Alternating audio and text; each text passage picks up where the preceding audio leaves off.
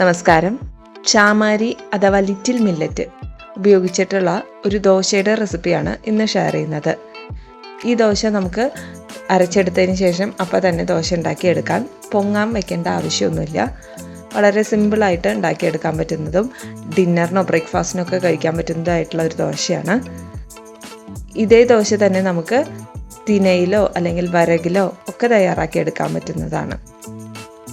മുമ്പ് വരക് അല്ലെങ്കിൽ തിന ഇതുപോലെയുള്ള ചെറുധാന്യങ്ങൾ ഉപയോഗിച്ച് ഒരുപാട് റെസിപ്പികൾ ഞാൻ ഷെയർ ചെയ്തിരുന്നു.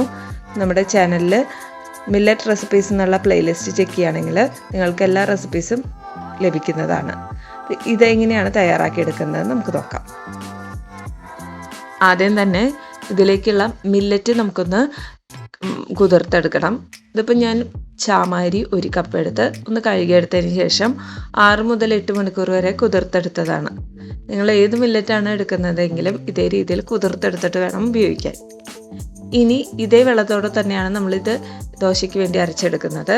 അപ്പോൾ ആദ്യം നമുക്കിത് ഒരു മിക്സിയുടെ ജാറിലേക്ക് ചേർത്ത് കൊടുക്കണം. ഈ ദോശയിലേക്ക് ആവശ്യമുള്ള നാളികേരം അരച്ചെടുത്തതാണ് മിക്സിയുടെ ജാറിൽ. അതുകൊണ്ട് ഞാനിത് വാഷ് ചെയ്തിട്ടില്ല. ഇതിൽ തന്നെയാണ് ഇപ്പോൾ ചാമാരി ചേർത്ത് കൊടുക്കുന്നത്. ഈ വെള്ളത്തോടു കൂടി തന്നെയാണ് ചേർക്കുന്നത്. ഇനി ഇതിലേക്ക് ചേർത്ത് കൊടുക്കുന്നത് ചെറുപയറാണ്. ഇതിപ്പോൾ 1/2 കപ്പ് ചെറുപയർ ഞാൻ ഈ മില്ലറ്റിൻ്റെ ഒപ്പം തന്നെ കുതിർത്തെടുത്തതാണ്. ഇനി ഇതിലേക്ക് 1 കപ്പ് നാളികേരം ചിരകിയതും കൂടി ചേർത്ത് കൊടുക്കുന്നുണ്ട്. ഇനി ആവശ്യത്തിനുള്ള ഉപ്പും കൂടി ചേർത്ത് കൊടുക്കാം. ഇനി ഇത് മിക്സിയിൽ നന്നായിട്ടൊന്ന് അരച്ചെടുക്കാം. ഇതിപ്പോൾ നന്നായി അരച്ചെടുത്തിട്ടുണ്ട്. ഈ ഒരു കൺസിസ്റ്റൻസിയിലാണ് ഞാൻ അരച്ചെടുത്തത്. നമ്മുടെ ഇഷ്ടത്തിനനുസരിച്ച് വെള്ളം കൂട്ടി കുറയ്ക്കുകയൊക്കെ ചെയ്യാം. ഇനി ഇത് നമുക്കൊരു പാത്രത്തിലേക്ക് മാറ്റാം.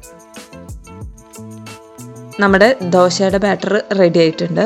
ഇനി ഇത് വെച്ച് നമുക്ക് ദോശ തയ്യാറാക്കിയെടുക്കാം. ഇതിനി പൊങ്ങാൻ വെക്കേണ്ട ആവശ്യമൊന്നുമില്ല. നമുക്ക് ഇൻസ്റ്റൻ്റായിട്ട് തന്നെ ദോശ തയ്യാറാക്കിയെടുക്കാം. ഇത് വെച്ചിട്ട് ഞാനിപ്പോൾ ഇതിലേക്ക് കുറച്ച് വെജിറ്റബിൾസും കൂടി ചേർത്തിട്ടാണ് ദോശ തയ്യാറാക്കുന്നത്.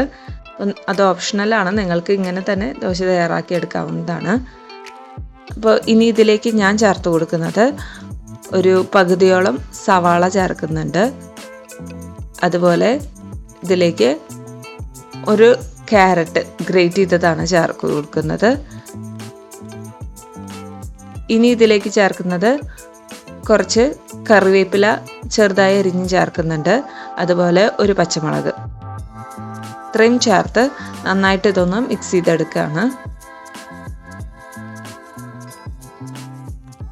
കുട്ടികൾക്കൊക്കെ കഴിക്കാൻ കൊടുക്കുകയാണെങ്കിൽ ഇത് കുറച്ചും കൂടി നല്ലതായിരിക്കും ഇങ്ങനെ കൊടുക്കുന്നത്.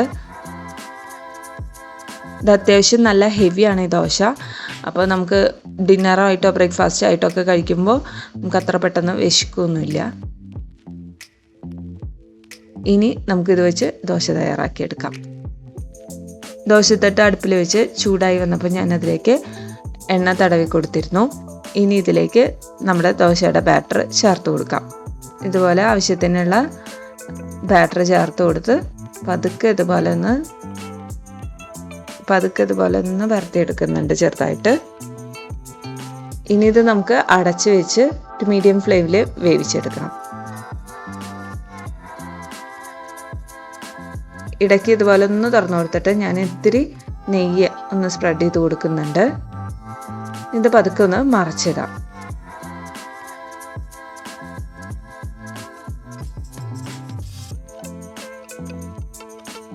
രണ്ട് ഭാഗവും നന്നായി കുക്കായി വന്നിട്ടുണ്ട്. നമ്മുടെ ദോശ റെഡി ആയിട്ടുണ്ട്. വളരെ ടേസ്റ്റിയാണ്. നമ്മൾ വെജിറ്റബിൾസൊക്കെ ഇട്ടതുകൊണ്ട് തന്നെ നമുക്ക് 1-2 കഴിച്ചാൽ തന്നെ അത്യാവശ്യം ഹെവി ആവും. ഇത് നമുക്ക് ചമ്മന്തിയുടെ കൂടെ കറികളുടെ കൂടെയൊക്കെ കഴിക്കാവുന്നതാണ്. അപ്പോൾ എല്ലാവരും ഒന്ന് ട്രൈ ചെയ്ത് നോക്കിയിട്ട് ഫീഡ്ബാക്ക് അറിയിക്കൂ. ഇനിയും ഇതുപോലെയുള്ള മില്ലറ്റ് റെസിപ്പികളായിട്ട് ഞാൻ വരാം. അതുവരേക്കും നന്ദി, നമസ്കാരം.